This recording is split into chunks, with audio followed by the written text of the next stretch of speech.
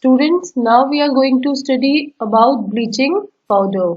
We will study about its preparation, its properties, uses, etc. So the chemical name of bleaching powder is calcium oxychloride and its chemical formula is CaOCl2. Bleaching powder is prepared by passing chlorine gas over the slake lime or calcium hydroxide. When chlorine gas is passed over calcium hydroxide, we will get bleaching powder and water is also produced. Now bleaching powder, it is a white powder which has a strong smell of chlorine. It is soluble in cold water, but it is not completely soluble. A small amount of bleaching powder is always left behind, which is insoluble in nature. Bleaching powder reacts with some dilute acids to produce chlorine. When bleaching powder it reacts with sulfuric acid, it will produce calcium sulfate and it will release chlorine gas. Now this chlorine gas, it is the main bleaching agent in the bleaching powder. When this chlorine gas is passed over some materials, then the colorful materials, they lose their color. So bleaching is done with the help of chlorine gas. Bleaching powder, it is used for bleaching cotton in textile industry and it is also used for bleaching wood pulp in the paper industry to remove the color of cotton and to remove the color of wood pulp so as to make it colorless. We use bleaching powder. Bleaching powder, it is also used to disinfect water. It means it is used to kill the various microorganisms which are present in the drinking water. So you must have seen often in your houses when the water is supplied, it has a specific smell in it, and that is the smell of chlorine which is present in the bleaching powder, right? Now bleaching powder, it is also used in making wool unshrinkable and it is used for making chloroform, which is used as a anesthetic. It is used for giving anesthesia to the patients before operating them. Next is plaster of Paris, POP. Plaster of Paris, it got its name because gypsum from which plaster of Paris is produced. Gypsum was first of all discovered in the Paris. So chemical name of plaster of Paris is calcium sulfate hemihydrate. Hemi means it contains half molecule of water of crystallization. Chemical formula would be CaSO4 half H2O. Now plaster of Paris is prepared from gypsum, whose formula is CaSO4 2H2O. It contains 2 molecules of water of crystallization. When we heat gypsum to 100 degrees Celsius, then half water molecule is left with calcium sulfate and produces POP, and 1.5 molecule of water of crystallization is lost. Now the temperature should be carefully controlled during the heating of gypsum, because if we raise the temperature above 100 degrees Celsius, then all the molecule of water of crystallization will be lost, right?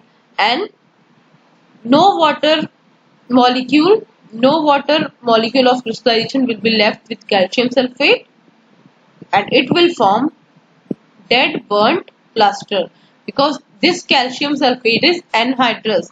It does not contain any water molecule. So it would not form plaster of Paris if we heat gypsum above 100 degree Celsius. It will form anhydrous calcium sulfate, which is called dead burnt plaster, and it will not have the same property as that of POP. Now in the formula of plaster of Paris, we write only half water molecule. So it is not possible that a compound have half water molecules. So what does this mean? This means that two molecules of water of crystallization are shared by one molecule of water of crystallization is shared by two molecules of calcium sulfate. Right? Here are two molecules of calcium sulfate and one molecule of water. It means with one molecule of calcium sulfate, half water molecule will be left.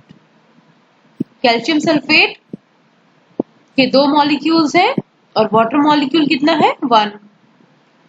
सो एक calcium sulphate के पास होगा half water molecule. Okay. Now POP, it is white powder like substance. It has a specific property. When we mix it with water, it is converted into a hard structure, and that hard structure is the gypsum. When we add water to the POP, it gets converted into hard mass, okay, which is calcium sulfate 2H2O, gypsum. Right? Now POP, it is used in hospitals for setting fractured bones. Whenever you got a fracture, you go to the hospital and the doctor make a plaster for you. Okay? So that plaster is made from POP. Plaster of Paris, it is used for making chalks, toys, statues and cosmetics. It is also used for making decorative ceilings of the house. And it is also used as a fireproof material. Now we will study about water of crystallization. So water of crystallization is basically the water molecules which form a part of structure of salt. जो molecule किसी भी salt का structure बनाते हैं उनको हम बोलते हैं water of crystallisation.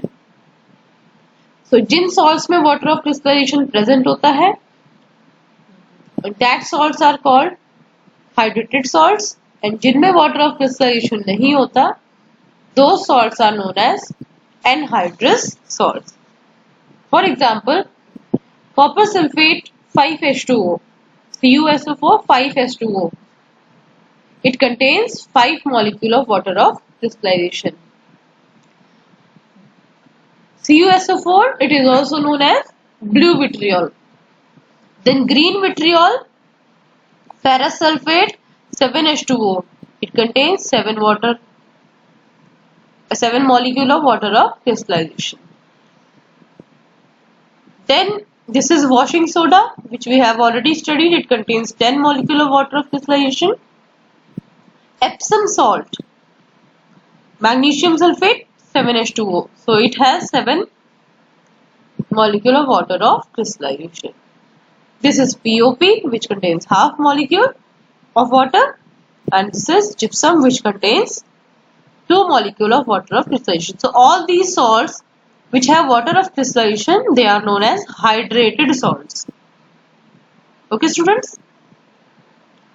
Now let us see what is deliquescence. Deliquescence, it is the property of certain salts, anhydrous salts. Anhydrous means which does not contain water of crystallization.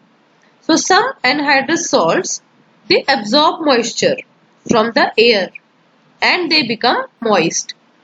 When these salts are left in the open air, they absorb moisture and they become wet.